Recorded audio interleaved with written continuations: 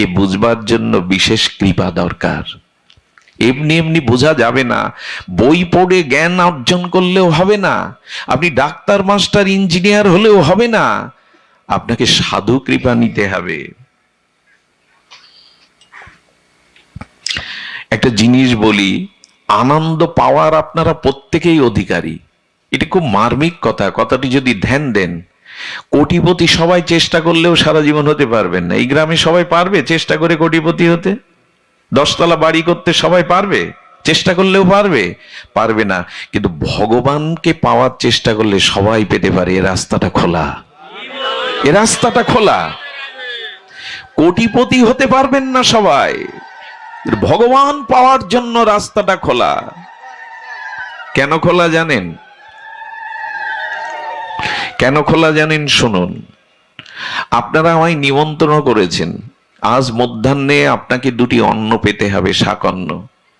সেই নিমন্ত্রণ করার পরে আবার আমাকে ডাকতে গেছেন, আহ্বান করে গৃহে নিয়ে আসলেন, বরণ করে নিলেন, এরপরে উপযুক্ত আসন পেতে দিলেন, আবার পাত্রে সুপেয় জল দিলেন। সেই আসনে বসার পরে কি আমার ভাবা উচিত যে এরা আমায় খেতে দেবে না? এটা ভাবা উচিত? একটু কথা বলুন, ঘুম আসছে অনেকের, ঘুমায়েন না। উচিত। আমাকে 2টো শাকন্য দেবে বলেই তো নিমন্ত্রণ জানিয়েছে নাকি? আর নিমন্ত্রণ করে আহ্বান করে ডেকে এনেছেন বলে 2 মুঠো দেবেন বলে তো। আর সেই আহারের প্রস্তুতির জন্য তো আসন জলটা দিয়েছেন। এখন এই ভাবাটা অপরাধ সে আমাকে খেতে দেবে কিনা। গোবিন্দ বলছেন, তোমাকে আনন্দ দেব বলে, আমি তোমার হব বলে এই অনন্ত কোটি বিশ্ব ব্রহ্মাণ্ডে তোমাকে দুর্লভ মনুষ্য জন্ম দিয়েছি। সেই জন্ম দিয়ে ডেকে এনেছে এই পৃথিবীতে। জন্ম আমাদের ইচ্ছায় হয়নি। যদি মনে করেন বাবা মা আমাকে জন্ম দিয়েছেন, ভুল। অনেকেই তো দম্পতি আছেন, সন্তান চাইলে হয় সবার। তো কথা বলুন, বিয়ে করেছে, সন্তানের মুখে মা ডাক শুনতে চায়, সবাই কি পায়? কেন? স্বামী স্ত্রী আছেন, সন্তান নাই কেন? বলে জন্মটা বাবা মার হাতে না। কারণ কি জানেন? বাবা মা চাইলেই আমার জন্ম হয় না। খুব মার্মিক কথা শুনুন, পিতামাতা চাইলেই আমার জন্ম হবে, আপনার আমার হয়েছে তা না। ধ্যান দিন, মা যখন পিতার কাছে সন্তান বাসনা করে, প্রার্থনা করে, তখন পিতৃসত্তা ওই এক বিন্দু বীর্যের মধ্যে কোটি কোটি শুক্রাণু থাকে, অসংখ্য শুক্রাণু থাকে। আর মা আহ্বান করলে ওই পিতৃসত্তা এক বিন্দু বীর্যের মধ্যে কোটি কোটি ওই শুক্রাণুর একটা মার গর্ভে ওভাবে গিয়ে মেশে। ওই একটা ওভাবে শুক্রাণুকে গিয়ে আমাদের জন্ম হয়। কিন্তু আর যে কোটি কোটি, তাদের কি হয়? বলো, তারা নির্জীব হয়ে ওখানে মরে যায়। যেগুলো মরে যায় তার মধ্যে তো আমি থাকতে পারতাম। যে শুক্রাণুগুলো মরে গেল, নির্জীব হয়ে গেল, ওর মধ্যে তো আমি থাকতে পারতাম। যেটা মার গর্ভে প্রবেশ করলো, ওটা ভগবানের ইচ্ছায় প্রবেশ করেছে আমাকে জন্ম দেবে বলে। জন্ম রহস্যটা জানলে ভগবানকে না ভালোবেসে পারবেন না। এবং গর্ভেই তো অনেক সন্তান মারা যায়, তাই না? 5 মাসে মারা যায়। ভগবান চাননি ওকে জগতে আনতে। একবার ভেবে দেখুন তো, জন্মটা আপনার আমার ইচ্ছায় হয় না। কারণ পিতামাতা রক্ত মাংসের পিণ্ড দেহটা দিতে পারে, আত্মা দিতে পারে পিতামাতা? একটু কথা বলুন, পারে কি? আত্মা পিতামাতার কোনো বস্তু নয়। আর ওই আত্মা আমার দেহে না থাকলে আমি গর্ভেই মরা, কোনো মূল্য নেই। পচা গলা এই প্রপঞ্চময় শরীরের আত্মা ভগবান দেয়, পিতামাতা দেয় না। আচ্ছা, আত্মা দেহকে ধরে রাখে না দেহ আত্মাকে ধরে রাখে? কোনটা? হ্যাঁ, আত্মা না থাকলে। আচ্ছা, কোন মৃত মানুষ নিজে নিজে দাঁড়াতে পারে? কেন? মুখ থাকলেও কথা বলতে পারে, চোখ থাকলেও দেখতে পারে। একবারও কি বুঝি আনন্দটা কে আমাকে কথা বলাচ্ছেন, কে দেখাচ্ছেন, কে খাওয়াচ্ছেন? একবারও কি বুঝি কে আমার ভেতর থেকে এইগুলি করাচ্ছেন?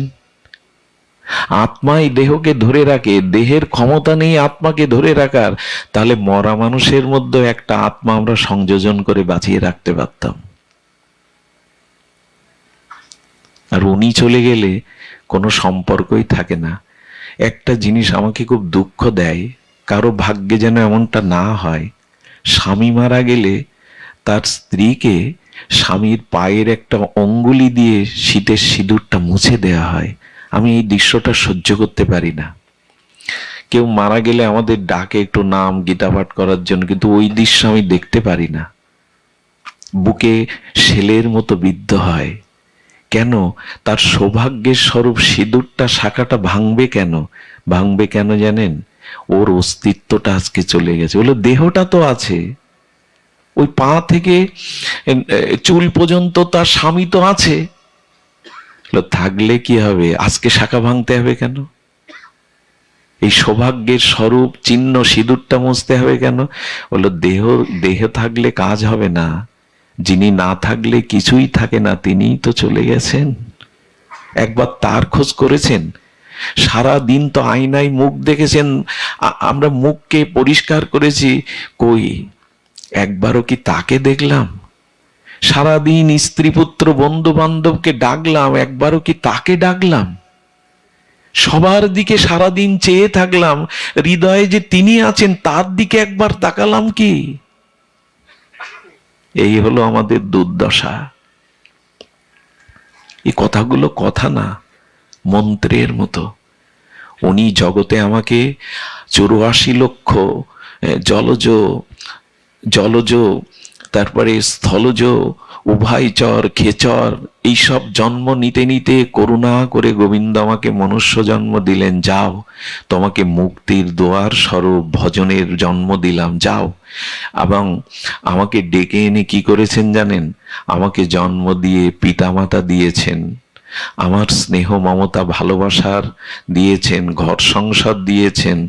এরপরে গুরু রূপে এসেছেন আমাকে কৃপা করতে, সাধু রূপে এসেছেন কৃপা করতে, হরিনাম রূপে এসেছেন আমাকে আনন্দ দিতে, সাধু রূপে এসেছেন আমাকে সঙ্গ দিতে, তুলসী রূপে এসেছেন আমাকে ভক্তি দান করতে, প্রসাদ রূপে এসেছেন আমাকে করুণা দিতে, তীর্থ রূপে এসেছেন আমার মনকে পবিত্র করতে, গঙ্গা রূপে এসেছেন আমাকে শুদ্ধ করতে। এত কিছুর পরেও যদি বলি ভগবান আমাকে কৃপা করছে না, পিড়েতে বসে এই আসনে বসেও বলছেন এ আমাকে খেতে দেবে না। আরে তোমাকে করুণা করবে বলেই তো মনুষ্য জন্ম দিয়েছেন, শুকর কুকুর করেনি, হিংস্র জীবজন্তু করেনি। তোমাকে কৃপা করবে বলেই তো এই সাধু সঙ্গ, ভাগবত গীতা, শাস্ত্র, তুলসী, প্রসাদ, বৈষ্ণব, চরণামৃত, তীর্থ, গঙ্গা এগুলি কেন দিয়েছেন? দিয়েছেন তোমাকে কৃপা করে তার করবেন বলে। তুমি হাত বাড়ালে না, তোমার কথা যে ভাবছে বসে বসে, তুমি তার কথা ভাবলে না। এক মহাপুরুষের একটা বাণী আছে, খুব সুন্দর। ভাবছো বসে চলবে কিসে, তুমি ভাববার কে? তোমার ভাবনা ভাবছেন যিনি, তুমি ভাবো তাকে। তোমার ভাবনা একজন ভাবছেন।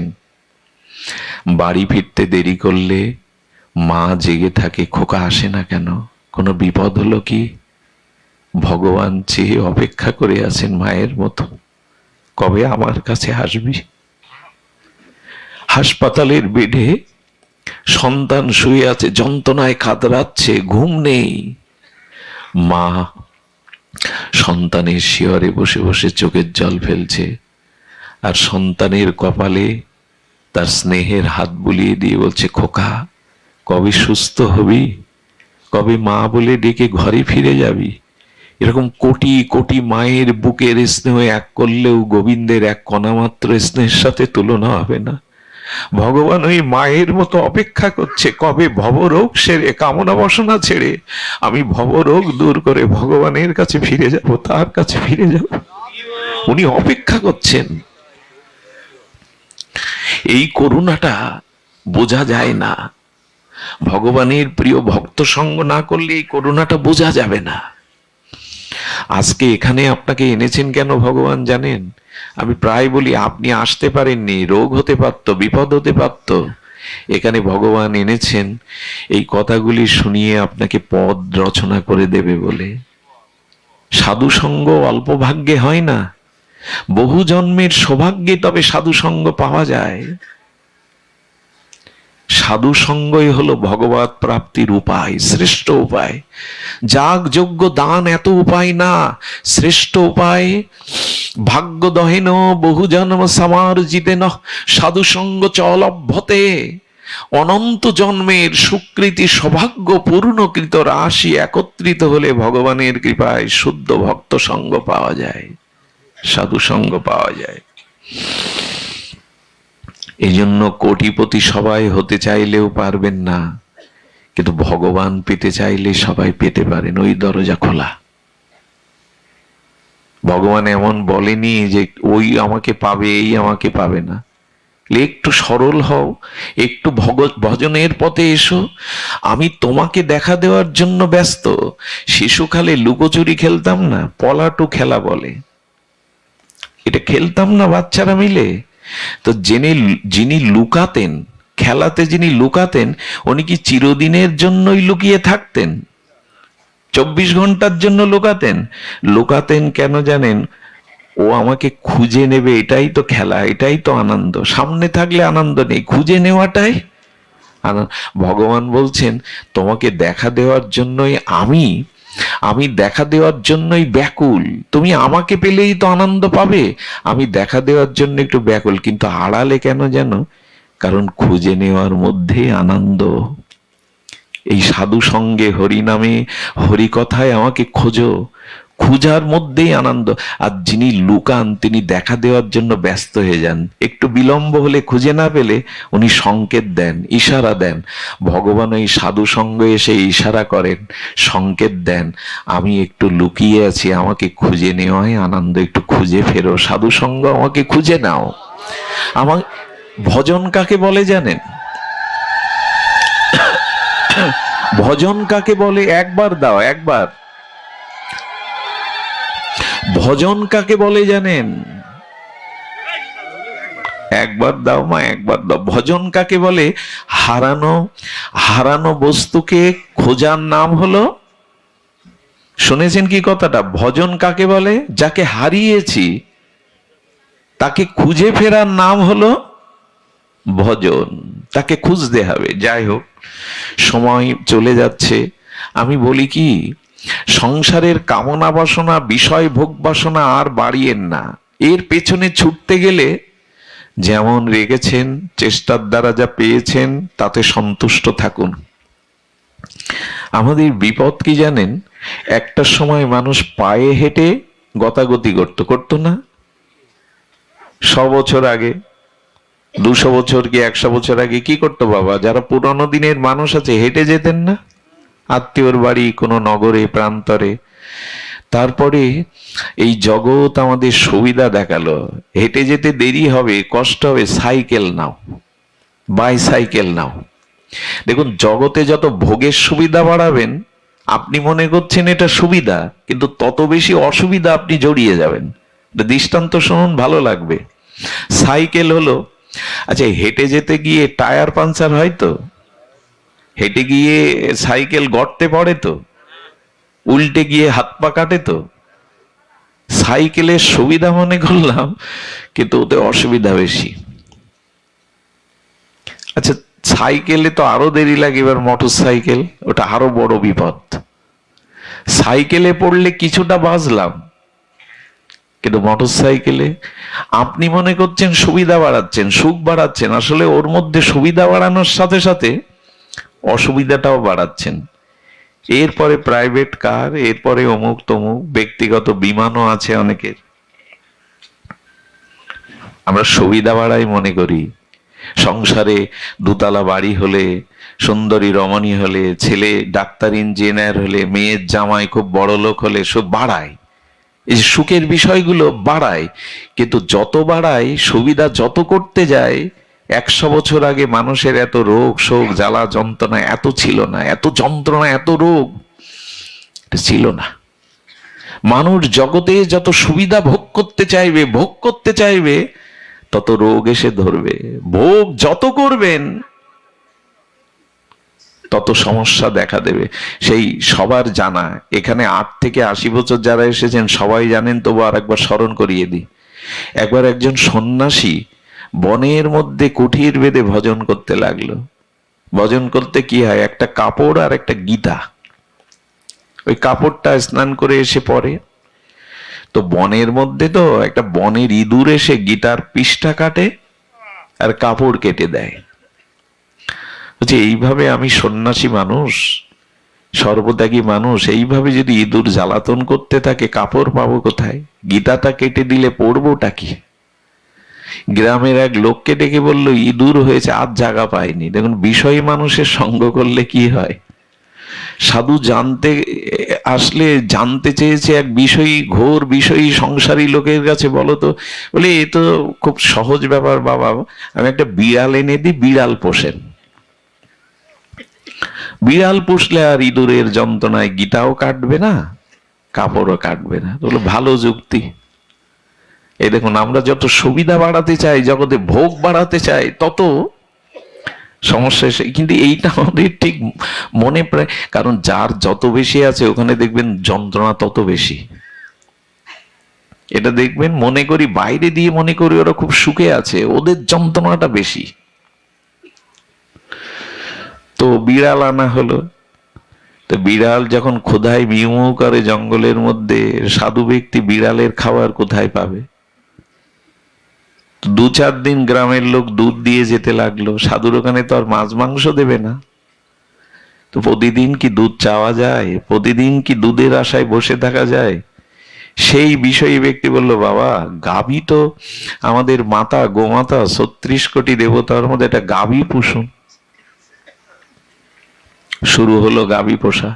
তা গাভীরও তো খাদ্য জোগাতে হবে, গাভীর জন্য খড়কুটো আর কোথায় পাবে? আবার সেই বিষয়ী লোকের বিষয় যুক্তি, বাবা এক কাজ করেন, এই ক্ষেতটা আপনি যা কিছু দিয়েন, এই ক্ষেতটা আমি আপনার 2-3 বছর আপনার জন্য লিখে দিই, আপনি এতে ওই একটু ঘাস আমরাই করে দেব, আপনি একটু দেখভাল করবেন, তাতে ঘাস হবে, গাভীটাও খেতে পারবে। এই করতে করতে বেড়ে চললো। শেষে আর ওই ক্ষেত দেখতে গিয়ে, গাভী দেখতে গিয়ে, বিড়ালের চিন্তা করতে গিয়ে মালা থলে উঠলো ছিকেতে, ভজন উঠলো ছিকেতে। সংসারে আমরা মনে করি এটা হলে সুখ হবে, ওটা হলে সুখ হবে। জানেন, যারা খুব শিল্পপতি, 8-10 টাকা কারখানার মালিক, কোটি কোটি টাকা আয়, 100-200 জন মানুষ খাটায়, ওরা রাত 2টোর সময় ছটপট করে, দামি খাটে ঘুম হয় না, ঘুমের বড়ি খেয়ে ঘুমাতে হয়। আর যারা 500 টাকার মাটির জোন দেওয়া মানুষ, ওদের ঘরে গিয়ে দেখুন একটা মাদুর বিছিয়ে নাক ডেকে পরমানন্দে ঘুমাচ্ছেন, ওর ঘুমের বড়ি লাগে না। আমরা সুখ পাবো বলে বাড়িয়ে চলি, কিন্তু যত সুবিধা বাড়াতে গেছে পৃথিবী, তত অসুবিধাগুলো এসে দাঁড়িয়েছে। হ্যাঁ, কত কষ্ট। এখন মানুষের তো শারীরিক পরিশ্রম নাই। আরে আগে ন্যাশনাল টেলিভিশনটা ছাড়তে গেলে, চ্যানেল বদলাতে গেলে কি করতে হতো? খাটে বসে বসে টিভি দেখছেন, অন্য চ্যানেলে দিতে গেলে কি করতে হতো? উঠে গিয়ে চ্যানেল মোড়াতে হতো, অ্যান্টেনাটা এপাশ ওপাশ করতে হতো, ছবি আসছে না।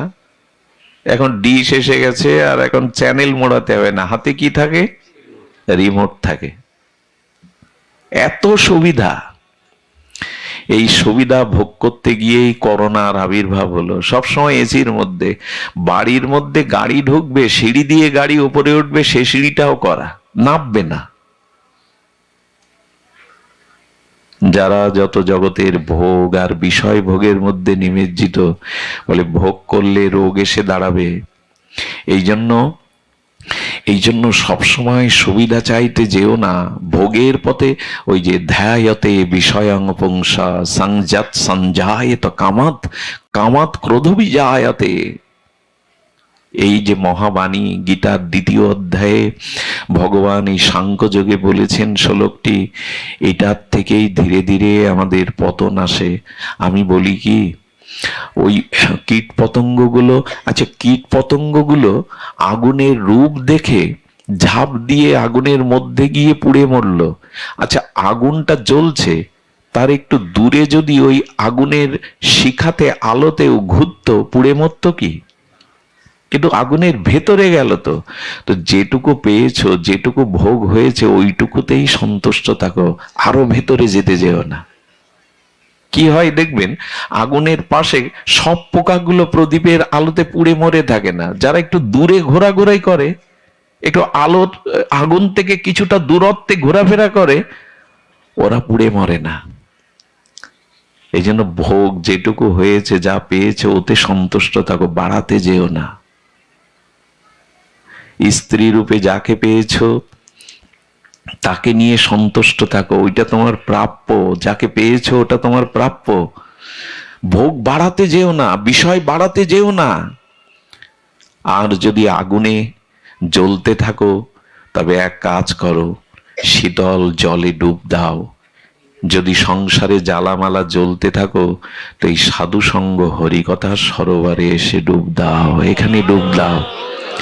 এইখানেই জ্বালা নিভে যাবে।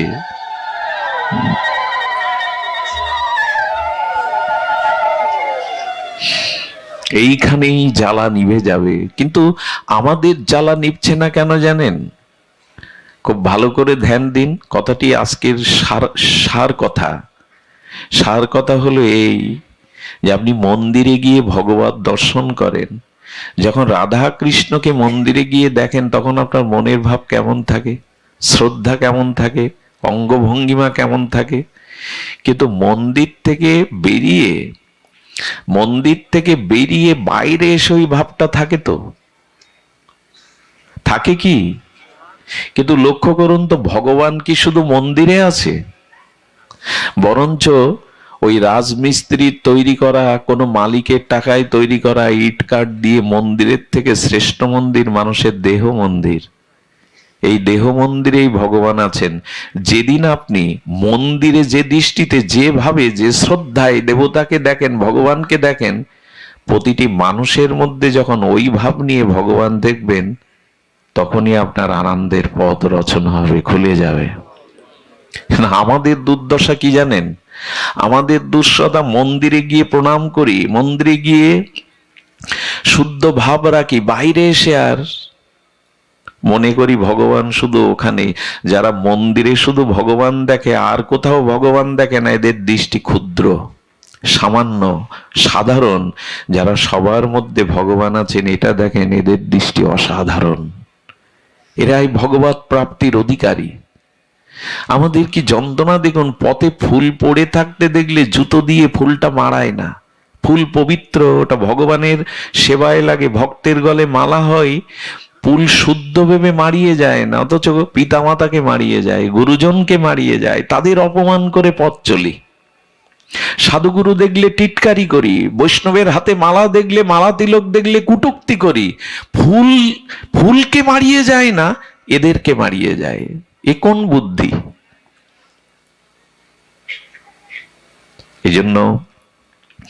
এই জন্য আমাদের দৃষ্টিটা উদার করতে হবে। একটা জিনিস বলি, অপরের ভালো যতদিন না দেখতে শুরু করবেন, ততদিন আপনার ভালো হবে না। এই কথাটি আজ এখান থেকে লিখে নিয়ে যান হৃদয়ে। অপরের ভালো না দেখলে, অপরের ভালো না চাইলে আপনার ভালো হতে পারে না।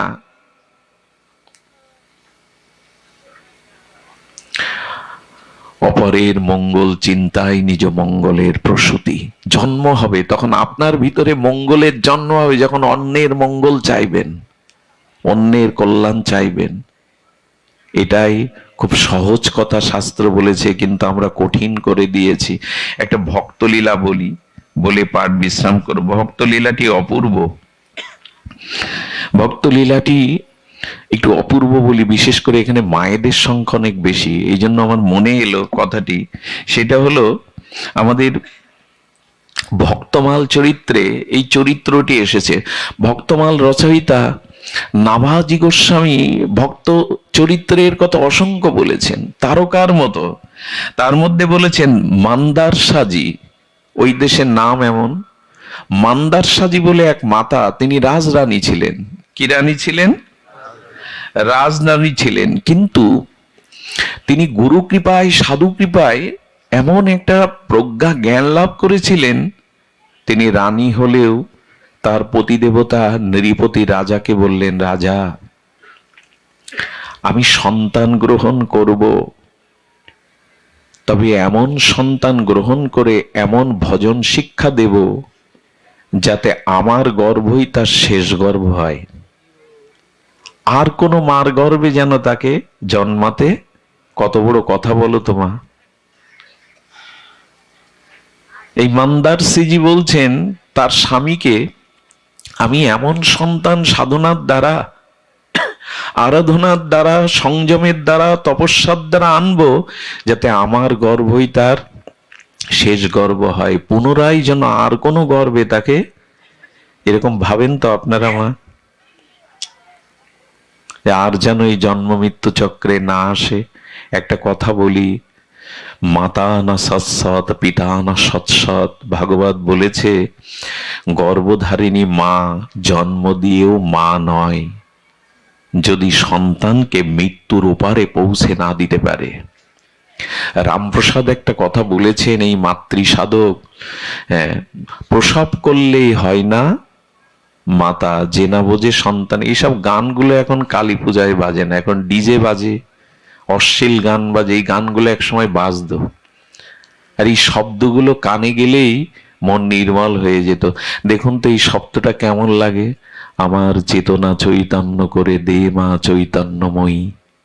শুনলেই হৃদয় নাড়া দেয়, আমার চেতনা চৈতন্য করে দে মা চৈতন্যময়ী। এসব গান হারিয়ে গেছে আজকাল। কালী পূজা মানে, দুর্গা পূজা মানে অশ্লীল গান, অশ্লীল লাইটিং। আর একদিন কালী পূজা হলে তো সেখানে কনসার্ট, গানের নাচানাচি, গাওয়া গাবি। এই ধর্মের সামনে, দেবদেবীর সামনে আমরা যা শুরু করেছি তাতে আমাদের মঙ্গল আর হয়েছে। মা বোন মিলে একটা ছোট্ট বাচ্চাকে স্টেজে তুলে হাতে তালি দেয়া হয়, ওই অশ্লীল হিন্দি গানের সুরে সুরে আমার ঘরের ছোট্ট মেয়েটা অশ্লীল নাচ শিখছে টিভিতে দেখে দেখে, আর আমরা হাততালি দিচ্ছি। কোথায় এই জাতির অধঃপতন হলে এটা হয়? একবার আমি গাড়িতে যেতে গিয়ে দুর্গাপূজার প্যান্ডেলে দেখি ছোট বাচ্চাকে অশ্লীল পোশাক পরিয়ে ডিজের গানে গানে অশ্লীল নৃত্য করানো হচ্ছে, ওইটুকু বাচ্চাকে। আর 200-300 লোক হিন্দু নরনারী হাততালি দিয়ে তাকে প্রশংসা করছে। সব শেষ হয়ে গেল। এই জন্য পূজা পার্বণের ক্ষেত্রগুলো অন্তত পবিত্র রাখুন। গান বাজনা দিন, ওটা সমাজে দরকার। খেলাধুলো, গান বাজনা, সংস্কৃতি না হলে সব নেশাগ্রস্ত হয়ে যাবে, ভুল পথে চলে যাবে। কিন্তু মায়ের সামনে এইসব করার অধিকার নেই আপনার আমার। জগৎ জননী মা ওই নিত্য অশ্লীল গান, কনসার্ট এইসব শুনতে আসে না জগতে। কে কাকে বোঝাবেন? কমিটির লোকজনই কি ভজন করে? যারা এই পূজা করছে তারা কি ভজন সাধন করে? তারা কি দীক্ষা শিক্ষা নিয়ে বুঝেছে যে ধর্ম কি বলেছে, গীতা ভগবত কি বলেছে? তারা 10,000 লোক এক জায়গায় করতে পারলে এই কমিটি সার্থক হবে, তাই গান দাও, যা দাও, লোক জোগাড় করো। এসব দুর্দশার কথা বলি না, বলতে বলতে 9 বছর বয়স থেকে বলা শুরু করেছি, থামিনি, কিন্তু কাজ হয়নি। পাথরে ঢেলা ছুড়লে, পাহাড়ের গায়ে ঢেলা ছুড়লে মাটির ঢেলাটা গুঁড়ো হয়ে যায়, পাথরের কিছু হয় না। আমার এই কথাগুলো হয়তো আজকের সমাজে তাই কাজে লাগবে না। আমরা আমাদের ভোগ প্রবৃত্তি, আনন্দ নিয়েই মেতে আছি, কিন্তু বুঝি না আনন্দ কোনটা। আজ বিদেশি অগ্রাসনে, বিদেশি সংস্কৃতির অগ্রাসনে শেষ হয়ে গেল। এখানে বসে আপনি ভাগবত শুনছেন, অথচ যারা আপনার সংসার চালাবে, যারা সংসারের হাল ধরবে, যারা পিতামাতার উদ্ধার করবে, তারা এখন ঘরে বসে মোবাইলে, নেটে নরকের পথে চলছে। আপনি এখানে বসে কি করবেন? ওরা রাস্তার ধারে, ব্রিজের উপরে, ওরা ঘরের মধ্যে বুঁদ হয়ে আছে। কারণ কি জানেন? ওদের সাধনার দ্বারা পৃথিবীতে আনেনি। ওদের গর্ভে থাকতে কোনো তপস্যা মা করেনি, হরিনাম ত্যাগ বৈরাগ্য করেনি। স্বামীর কাছ থেকে সন্তান গ্রহণের সময় পবিত্র চিন্তা, তপস্যা, শুদ্ধতা ছিল না। আর ছোটবেলা থেকে ওদের ঠাকুর ঘরে ভজন সাধন শিক্ষা দেইনি। ওদের MA BA পাশ করাতে চেয়েছি, মাস্টার ডাক্তার করাতে চেয়েছি, মানুষ করতে চাইনি। মানুষ হওয়া এক কথা, ডাক্তার মাস্টার হওয়া আর এক কথা। এক মহাপুরুষের কাছে গেছেন, পেছনে দাঁড়িয়েছে হাত জোর করে। সেই মহাপুরুষ পেছনে একটু চোখে তাকিয়ে বললে, কিছু বলবি রে? হ্যাঁ ঠাকুর বলবো। বল। বললো, ঠাকুর আমার ছেলে, একমাত্র ছেলে। বললো, বাহ, তোর একমাত্র ছেলে, এটা খুব আনন্দের খবর। আর কি বলবি? বললো, ছেলেকে ডাক্তার বানিয়েছি। বললো, তোর আনন্দের তো সীমা নেই, একমাত্র পুত্র, তাকে ডাক্তার করেছে, আর কি বলবি? বলে, ছেলেকে বিবাহ দিয়েছি সুন্দরী দেখে। বলে, তোর আনন্দে তো আমার নাচতে ইচ্ছা করছে, আর কি বলবি? বলেন, ছেলে ঘালো ধাক্কা দিয়ে বের করে দিয়েছে, ভাত দেয় না। উনি খুব কঠোর স্বরে বললেন, ছেলেকে ডাক্তার করতে চেয়েছিলি, মানুষ করতে চাসনি। যদি মানুষ করতে চাইতিস তো কোনো সৎ মানুষের সাথে যুক্ত করে দিতেস। কত বড় আমাদের বুদ্ধি ভ্রষ্ট হয়ে গেছে। ছেলেটার অঙ্কে কাঁচা, তাই ভালো মাস্টার রাখি 5,000 টাকা মাসে। গান শেখাতে চাই, তাই সঙ্গীতের শিক্ষক রাখি। ছেলেটা ক্রিকেট খেলতে ভালোবাসে, কোচার রাখি, ফুটবলের কোচ রাখি। কিন্তু মানুষ হওয়ার জন্য কোনো গুরুর কাছে পাঠায় না, ভগবত ভক্তির জন্য তাকে কোনো সাধুর কাছে পাঠায় না। এই হলো আমাদের বুদ্ধি। আর যা হওয়ার তাই হচ্ছে। এত কালী পূজা, এত লক্ষ্মী পূজা, এত দুর্গা পূজা, অথচ আমার ঘরের লক্ষ্মী কোডে দাঁড়িয়ে ধর্ম বাবা মাকে অস্বীকার করে বলছেন, ওর হাত ধরে আমি গাছতলায় থাকবো, তবু এই ধর্মে এই বাবা মার কাছে যাব না। কেমন লাগে দেখুন তো। ঘরের লক্ষ্মীকে শিক্ষা দিতে পারছেন না, ঘরের সরস্বতীকে রক্ষা করতে পারছেন না, হই হুল্লোড় করছেন অনেক। ওদের রক্ষা করতে গেলে বাড়িতে ধর্ম জ্ঞান দিতে হতো, ধর্ম চর্চা থাকতে হতো, গীতা ভাগবতের অনুশীলন হতে হতো। আমি যখন শিশু, আমার বাবা মা ভোর 4টেই উঠে ভগবানের আরাধনা করতে গিয়ে ওই ভোরে ঘুম থেকে আমাকে কোলে বসিয়ে রাখতেন। প্রদীপের আলোতে আমার পিতা আমাকে ছোটবেলায় গীতা হাতে তুলে দিয়েছিলেন। মরার সময় বলেছিলেন, গীতা সাধুসঙ্গ এগুলো ছাড়িস না, এগুলো বাঁচবার উপায়। পেছোতে গিয়েও মনে পড়ে তার কথা, তিনি তো বলে গেছেন এগুলো যেন না ছাড়ি। ঘরে মন্দির তৈরি করুন, সংসারটাই মন্দির করুন। ওইখান থেকেই তারা যে শিক্ষা পাবে। APJ আব্দুল কালাম, ভারতের প্রাক্তন প্রেসিডেন্ট, এই বিশ্ব নন্দিত পরমাণু বিজ্ঞানী APJ আব্দুল কালামের নাম শুনতে দেবতার মতো এই মানুষটা। এত বড় বৈজ্ঞানিক মরে যাওয়ার পরে কিছু গ্রন্থ ছাড়া তার কাছে আর কিছু পাওয়া যায়নি। বিবাহ করেননি সারা জীবন। শিশুদের ভালোবাসতেন, মানুষের জ্ঞান দানের ব্রত নিয়েছিলেন। ইনি বলে গিয়েছিলেন, পৃথিবীতে 100টা বিদ্যালয়ের থেকে 1000 ভালো শিক্ষকের থেকে আরো বেশি শিক্ষক, বেশি বড় বিদ্যালয় নিজের মা। মা কাকে বলে জানেন? সন্তানকে মেপে দেয়, যে কেমন হবে, যে মেপে দেয় তাকে বলে মা। সব নষ্ট হয়ে গেছে। সন্তানটা এর ওর মাংস ছিঁড়ে নেয়, চোখ ছিঁড়ে নেয়, এর ওর চুল ধরে টানে খেলতে গিয়ে। মায়ের শান্তি নেই, লোকের কাছে, পাড়া প্রতিবেশীর কাছে কষ্ট শুনতে হয়। কেন জানেন? গর্ভাবস্থায় যে মা টেলিভিশন দেখে, ওই যে মারামারি সিনগুলো দেখে, হিন্দি ছবিগুলো দেখে, ওই সন্তানটা ওই স্বভাব পেয়েছে। কাকে বোঝাবেন যে সাধনা ছাড়া, তপস্যা ছাড়া সুসন্তান হয় না? এই জন্য বাড়িতেই ধর্ম চর্চা, অনুশীলন ছোটবেলা থেকে করুন, নালে পথ পাওয়া যাবে না। আগামীতে যে দিন আসছে, এদের উপরে ভাত দিয়ে এই সমাজ, এই জাতি বাঁচতে পারবে না। এদেরকে গড়ে তুলুন। আমাকে একজন খুব মরমী জ্ঞানী ব্যক্তি বলেন, মঙ্গল, তুমি যেভাবে ছুটছো এর মধ্যেই অসুস্থ হয়ে গেছো, কবে মরে পড়ে থাকবে। কাউকে গড়ে যেতে পারছো তো? তোমার জায়গায় বসে এরকম দুটো কথা বলবে? কোথায় তারা? আজ আমরা ডাক্তার করতে চাইছি, মাস্টার করতে চাইছি, সন্তানকে চরিত্রবান সাধু করতে চাইছি না, ত্যাগী সন্ন্যাসী করতে চাইছি না। এ সমাজের জন্য আমাদের দায়ভার কোথায়? সুধীবৃন্দ,